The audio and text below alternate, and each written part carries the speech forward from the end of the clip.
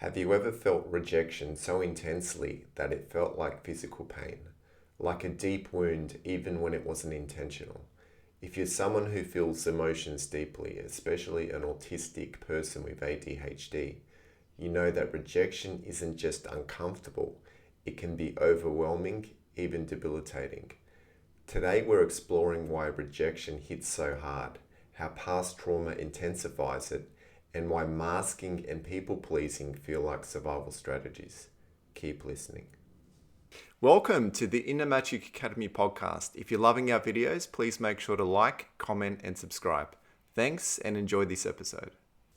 Welcome, I'm your host Peter Magic. Today's episode is deeply personal to my own journey because I'm not only someone who's experienced abandonment trauma as a child, I'm also someone who was emotionally neglected growing up, and also someone who really struggled to express myself and really suppressed a lot of my emotions, right? And this was happening at a subconscious level and unconsciously, and I wasn't aware of what I was doing growing up. And understanding now that I've moved down the path of healing over the past 5 years, I'm starting to really understand this connection between how I'm so deeply wired in my emotions and how I feel and how I experience the world through my senses, through feeling, and this experiences I had growing up, and how that really,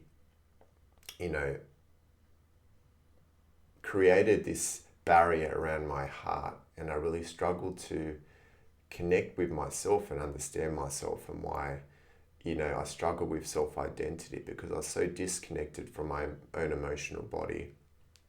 And I understand this is because, of this barrier that I had around my heart, and it really kept me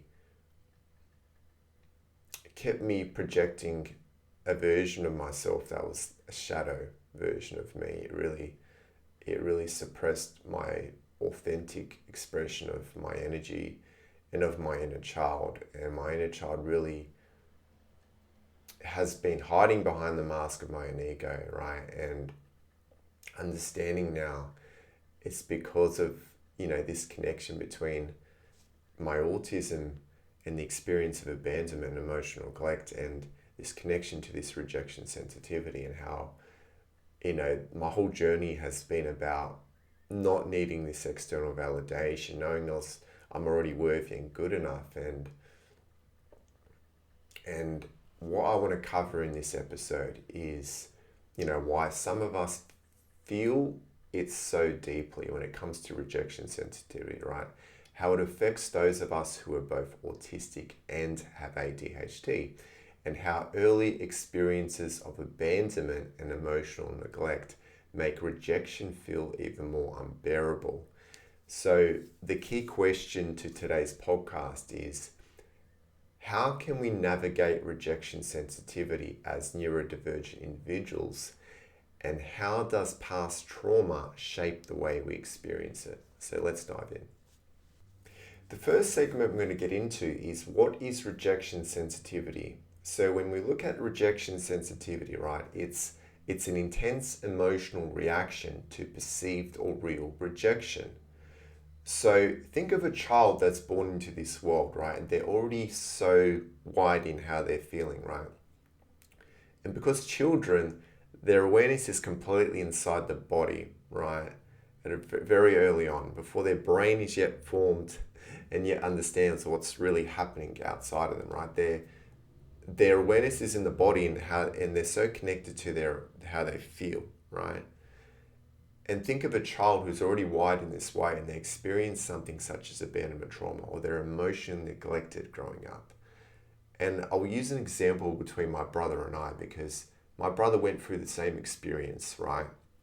And yet it didn't affect him in the way it's affected me, right? It's affected me so much more, and I've had struggles with, having this a regulated nervous system. I've had struggles in really knowing and understanding myself, because I struggle with self-identity. I really struggle to be connected with my own emotional body. I struggle to stay regulated and be present with my emotions because of this rejection sensitivity, and because this layer was built around my heart very early on without my awareness.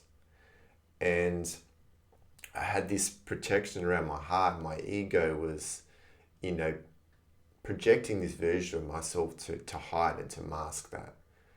And I wasn't aware of the person I was being, and I wasn't aware that this was all connected to abandonment trauma. And because of this rejection sensitivity, yet my brother didn't impact my brother in the same way, because he's not wired so intensely in his emotions like I am, right? And this is why I understand it's because of the autism. And the ADHD is, this connected to the dysregulated nervous system, is connected to really all of these struggles I had with addictions, and really being present and connected to my emotional body, right?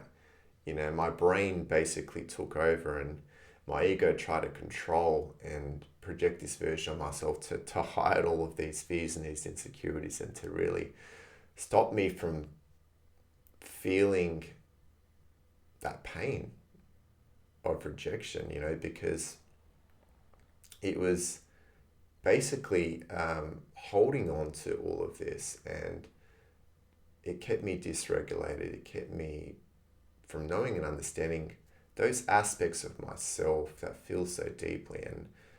And so my inner child, I was disconnected from my inner child, and I was unable to express myself, and they were unable to express through me. And so I wasn't aligned with my higher mind, and my inner child, was this shadow version of themselves because of this experience. And so when it comes to being neurodivergent, when it comes to falling under the spectrum, both autism and ADHD,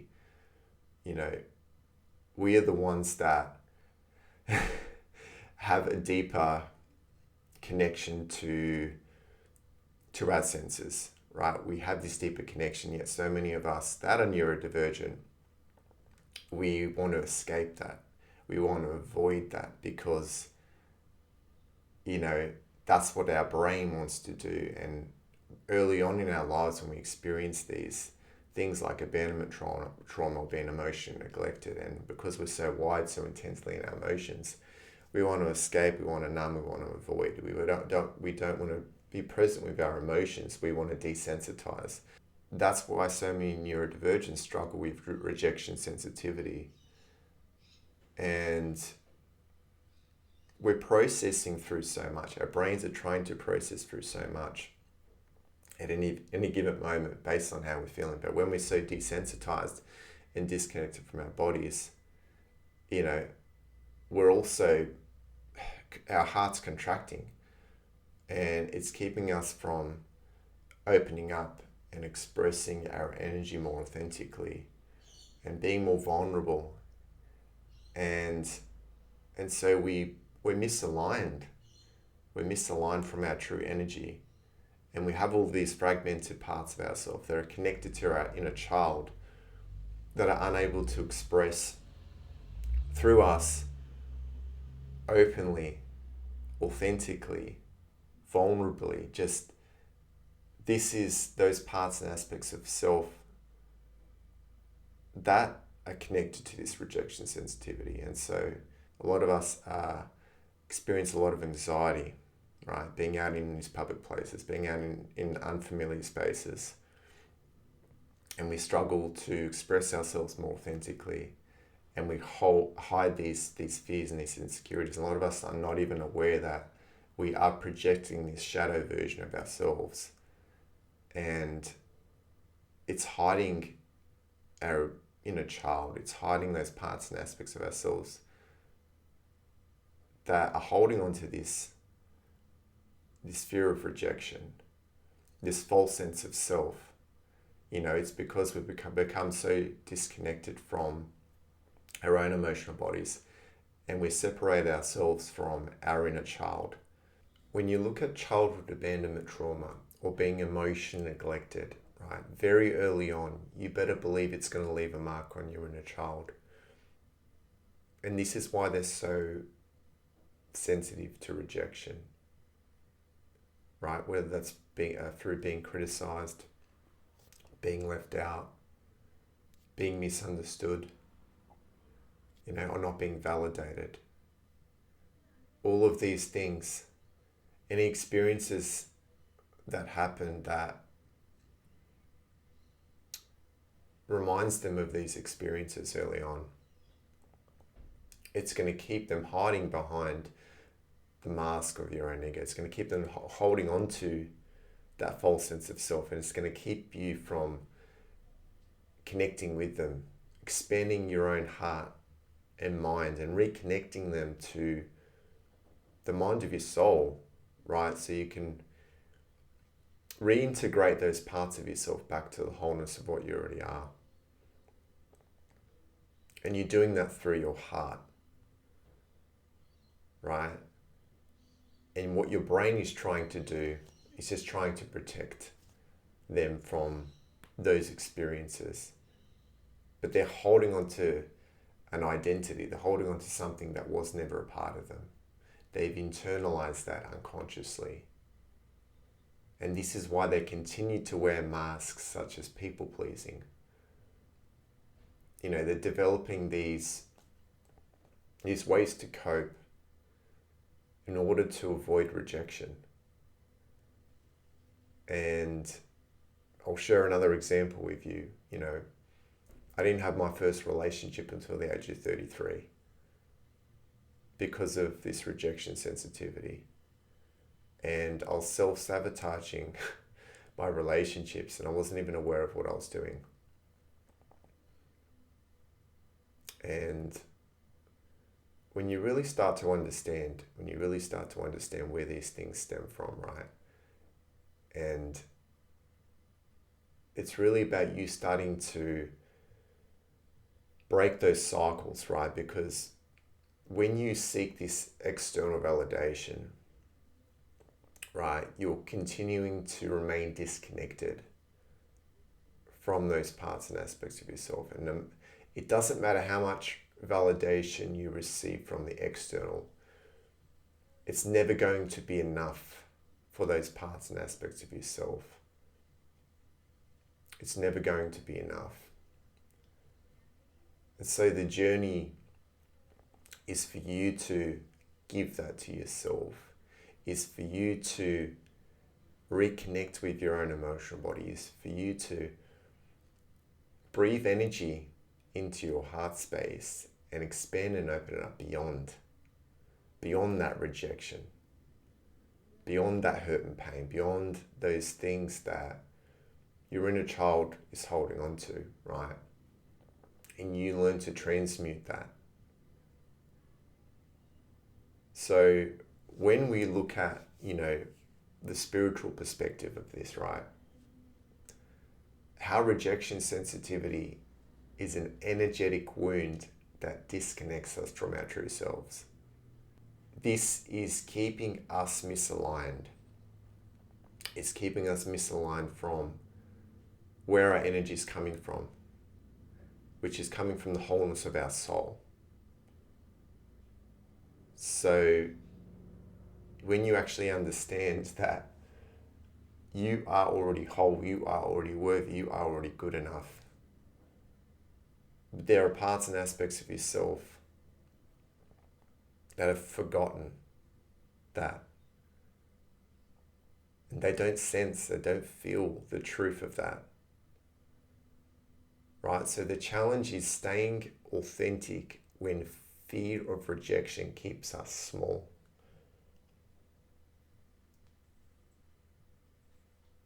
You've got to face the discomfort. You've got to take off those masks and face the fear. And whilst you're doing this, you've got to be present with those parts and aspects of yourself that are holding on to this rejection sensitivity. You've got to meet those parts and aspects of yourself. They've got to know that you are there for them, regardless of what's happening externally, regardless of what they're faced with. And you've got to continue to open up and expand your own heart beyond that.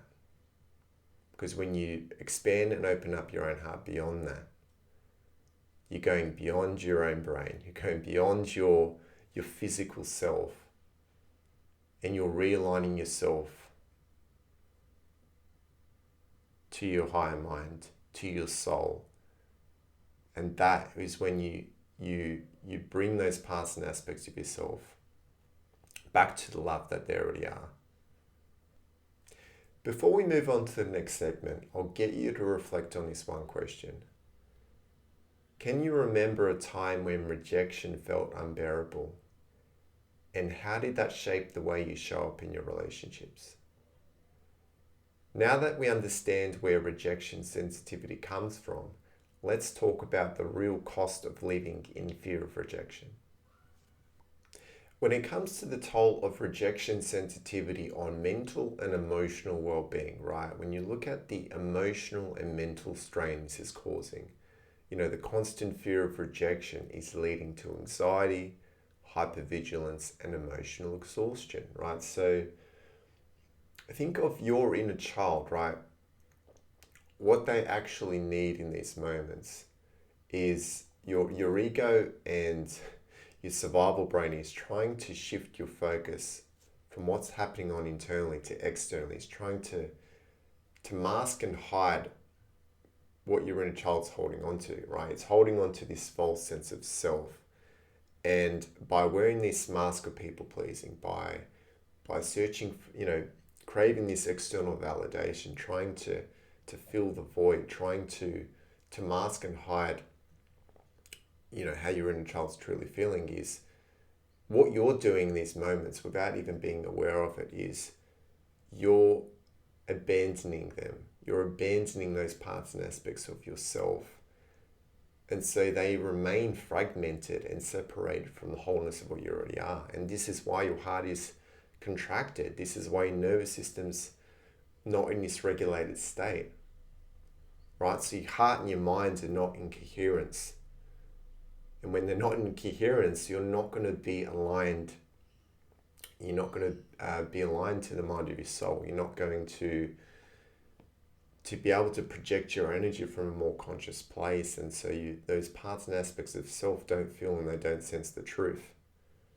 So when it comes to how invalidation from others, right, often makes neurodivergent individuals feel even more alienated, right? So when others don't take the time to better know and understand our heart, when they say things like, it's not that big of a deal when they invalidate you, right? It can make you feel so alone, so disconnected. It can make you feel left out, right?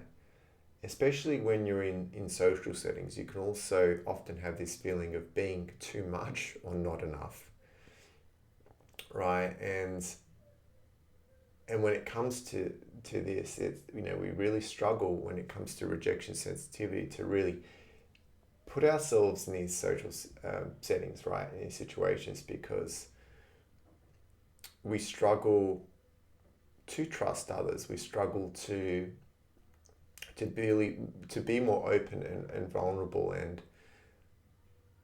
and because we experience things so intensely in our emotions and how we're feeling, we can often share too much, and other people think that we are too intense, or we hold ourselves back, and we're this shadow version of ourselves, and we feel like we're not enough. And so we these parts and aspects of ourselves continue to hide, and our ego continues to put this wall over our heart, and we're not able to let others in. And this is the struggle that we have when it comes to rejection sensitivity, is we want to be more open and honest with others, but then at the same time, we do want to protect our heart, because we may have had experiences where we've been, left behind by others, we've been ignored by others, we've been rejected by others, and And so these experiences can really stop us from really expanding and opening up our own heart and really healing our inner child from these experiences in the past, right? It continues to play on these parts and aspects of self, and so we struggle to express ourselves more authentically and openly, and project our energy from a more aligned place. And this goes into the next part is, the cost of misalignment, right? The pressure to suppress emotions to avoid making others uncomfortable, right? So because we feel so deeply, so intensely, we're always moving through these emotional cycles. And so no matter what we're moving through, we need to allow ourselves to feel and to express what that is. And so a lot of us, we suppress that. We suppress our emotions because we don't want to make others uncomfortable. We don't want to, again, we're feeling like we're too much. We're too intense if we're expressing our emotions, right? And this is what's going on is, we continue to remain misaligned. If we don't allow ourselves to move through the emotions that are present, and we continue to hold on to those things, and we continue to hold on to those layers that are there to protect this false sense of self that, and our inner child continues to hide behind our own ego. It continues to hold on to these fears and these insecurities that continue to hold on to this rejection sensitivity, and we don't build resilience with being present with our emotions, being connected to our own emotional body. And then we remain separated from our higher minds, and we remain misaligned from that, right? And our inner child, continues to look at themselves through this distorted lens. So when you look at how masking and people pleasing, right, it's often draining energy, and it's creating this disconnection from self. So as long as you continue to wear this people pleasing mask, right, it's going to continue to hold you back. It's going to drain your energy, and you're going to continue to abandon those parts and aspects of yourself. And it's so important that you start taking these masks off, that you start to be more open and honest in how you're feeling, regardless of how much discomfort that might actually create for others. The more open and honest you are in how you're feeling, the more you build that bridge to those parts and aspects of yourself. Because if you can do this outwardly, you start to then build that bridge to your inner child. When it comes to the pain of being misunderstood, right, how others not getting it often leads to isolation, right? So when it comes to being neurodivergent, having this rejection sensitivity, those are the ones who often feel the most misunderstood in society, and really struggle in social settings, really struggle to feel accepted by others, right? They're the ones who really struggle to express themselves more authentically, and they're the ones who hold themselves back. And, the journey is to not fit in, is to not have that need for others to understand you. It's to know and understand yourself better by getting underneath the surface of how you're feeling. The surface level emotions and feelings that you're experiencing, a lot of that is there to mask and hide those fears and these insecurities that your inner child holds on to. It's there to protect your heart, but at the same time, it's because your inner child has lost touch with sensing and feeling the energy that, it's coming from the mind of your soul. That's coming from the wholeness of what you already are. And, the journey is about connecting with those parts and aspects of yourself, but like being present with them, building that bridge to your higher mind and starting to be more in alignment with your soul's truth. So you're bringing your soul and your ego into alignment. So then your inner child can start to step beyond the mask of your own ego and start to express themselves from a more authentic and aligned place. Right? And this is what you're doing, is you're just bringing those fragmented parts of yourself back into, bringing them back into connection, into alignment with a wholeness of what you already are. And when you do this, you no longer need to explain yourself to others. You're just being. Right? You're being, and it's coming from a place of not needing anything externally. And whoever aligns to that on the outside will align to the frequency of that. So really, the first step is awareness, right? It's learning to recognize when rejection sensitivity is shaping behavior. You've got to learn to see when your energies come from this place of disempowerment, not feeling enough, not feeling worthy, not feeling whole. And you've got to learn to go beyond that. You've got to learn to go beyond what your ego is trying to keep you from. And that is getting underneath the surface. That is getting to the core of how your inner child truly feels. And learning to see these behaviors and things that is projected outwardly through your inner child is coming from a distorted place. And you need to learn to see beyond what is playing out and not remain connected to the identity of that. That is when you start building a bridge. That is when you start to, that's the first step. That is when you start to actually see things more clearly. So you've got to learn to notice when, masking or people pleasing feels like a survival instinct. You've got to start to notice when you're doing these things.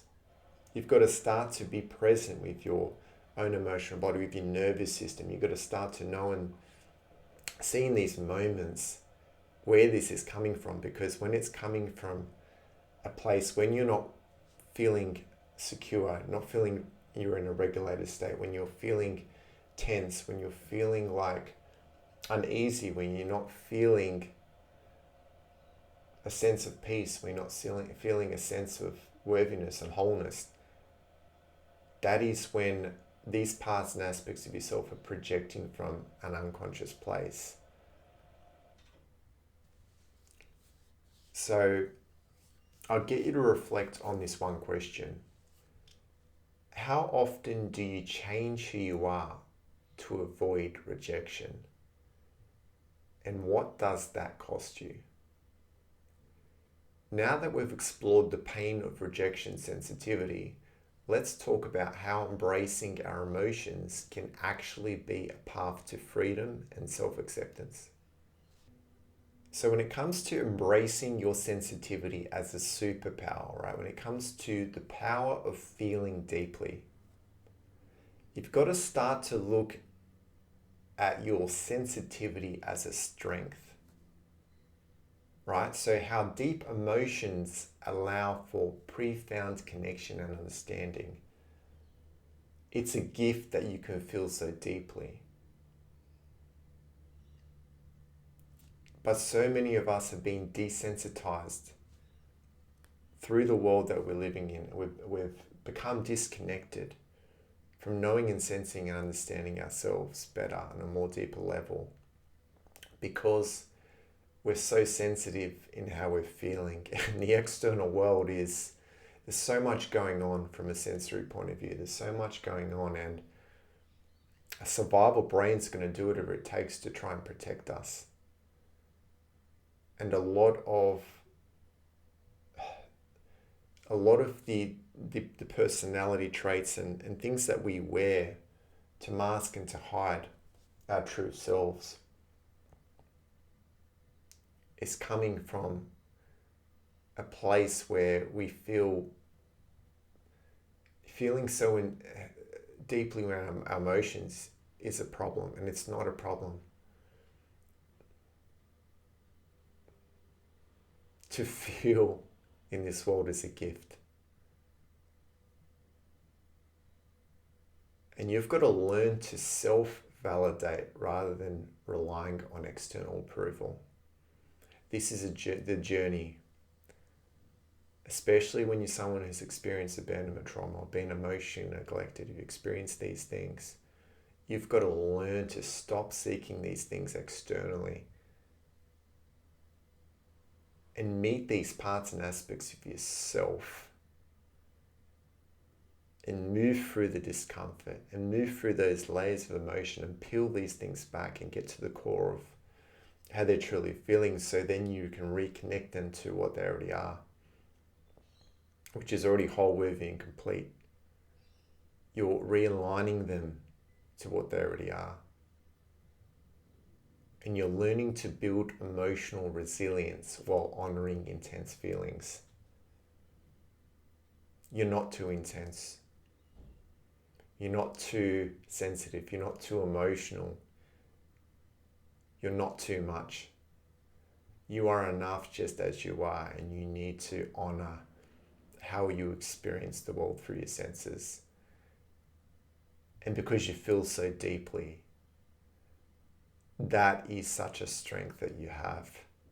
And the world really needs more people to feel more deeply.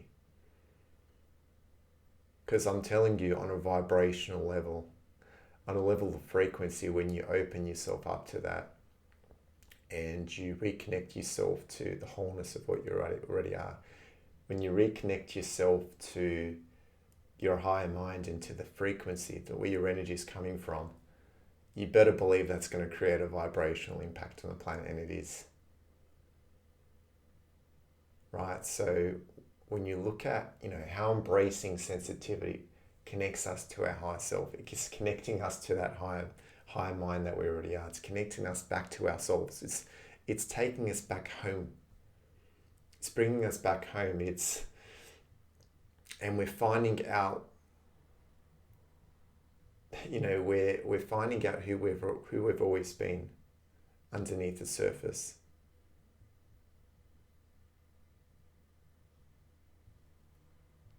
So this is creating this vibrational shifts, and you're starting to attract environments that celebrate rather than suppress authenticity. You're going to start to attract people into your life that are in alignment with that authentic expression of your energy that you are. You putting that out to the world, and on a vibrational level, you will start attracting people that are aligned to that frequency. So this is how you shift your perspective, is to start to see things differently, right? So sometimes rejection isn't just a fear, it's a spiritual signal, right? So it's your inner child asking to be held and heard. So when we respond with presence, we shift from abandonment to reparenting, right? So your inner child is then able to receive what they didn't receive growing up, right? And you're basically going back to the past and recoding what they've internalized. You're recoding that part and aspect of yourself, and you're changing what you're holding on to within your DNA, and you're bringing that fragmented part, right, which is connected to your inner child, back in alignment with the mind of your soul, with your true frequency. some practical tips for managing rejection sensitivity. Number one is self-awareness. And that is to, catch the moment rejection triggers a strong response. And you're going to know this anytime you feel you're in this dysregulated state. You're going to know when you feel and you sense this anxiety, right? This is your inner child really calling out for your presence and your love and your compassion and your acceptance. And so you need to start building that bridge to those parts and aspects of yourself that don't feel and they don't sense the truth. And emotional regulation, right? You're going to learn to start doing some breathing techniques, grounding and journaling to process through your feelings. You've got to give yourself that time to process what you're moving through in your emotional body, your mental and emotional body. And because when your nervous system's constantly in this dysregulated state, it's because you haven't been able to process and move through your emotional body. And all of these things that are happening at a brain level is because of all these external attachments and stories and things that have been suppressed and things that you lack a consciousness around. And these are the things that your inner child's holding on to and that your inner child's projecting outwardly through these distortions. So that's why you need to start doing these things, to start reconnecting with them and start to express what's going on outwardly, so you can see that in front of your eyes. You can start to be present with that and bring more awareness to that, and that allows you to start to go beyond that surface level. And learning to reframe rejection, understanding that rejection is often about the other person's capacity, not personal failure. So when other people aren't taking the time to better know and understand your heart, when other people aren't being present with you, it means nothing about you. And you need to start to know that it means absolutely nothing about you.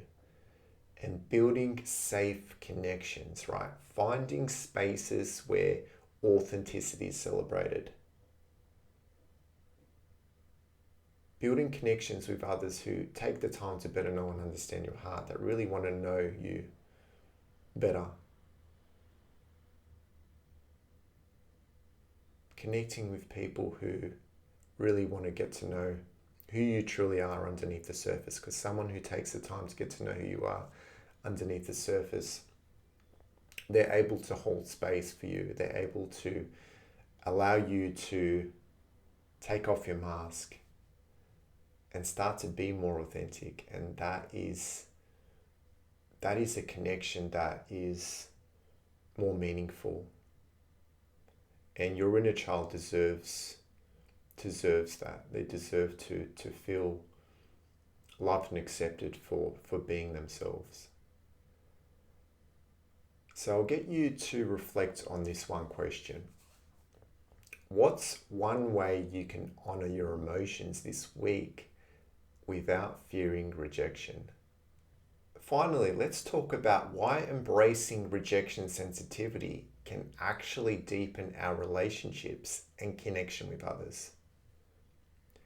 We're coming to the end of the podcast, and I want you to reflect on this one question. What would change in your life if you stopped fearing rejection and started embracing your emotions as they are? Rejection sensitivity is often your inner child whispering, "See me, don't leave me behind again." So it's about you starting to listen. That is the first act of healing. You've got to start to know and understand what you're actually doing in these moments when you're seeking these external things, when you're not being present with your inner child. You're abandoning that part and aspect of yourself. And so they don't feel and they don't sense the truth. If there's one key takeaway message that I want you to take away from this episode, it's rejection sensitivity can feel overwhelming, especially when shaped by trauma and neurodivergence. But by understanding it, honoring it, and shifting our perspective, we can begin to break free from its hold, right? So our emotions are not weaknesses. They are our guides to deeper self-connection. What I encourage you to do this week is to reflect on one rejection-related belief. And, this is a way in which you can start building that bridge to your inner child. You've got to start to expand your own heart and mind beyond what you see playing out at a surface level. And you've got to start to learn to build resilience in your emotions, in what you're experiencing through your emotions, because the more you move through those layers of emotions, the more your inner child starts to feel and sense the truth, right? You start to move through those difficult feelings you weren't able to move through in the past. You start to heal your heart from the experience of abandonment or emotional neglect, right? And that part and aspect of yourself then is reintegrated with your higher mind, with the mind of your soul, and that is the journey here. Is you're unraveling these things that aren't a true reflection of who you are, and you're learning to bring them back home. That's the journey. You're bringing your inner child back home, and the only way you can do that is through your own heart space. Thank you for joining me on the Inner Magic Academy podcast. Remember, your emotions are not too much. They are your inner guidance system. Until next time, honor your feelings and keep shining your light. I love you. Thanks so much for joining us for this episode. If you enjoyed it, we'd really appreciate it if you could subscribe to our channel and give us a like or even a comment. It really does help so much in getting our work out there to the people who need it. We're so grateful for you being here, and we'll see you for the next episode.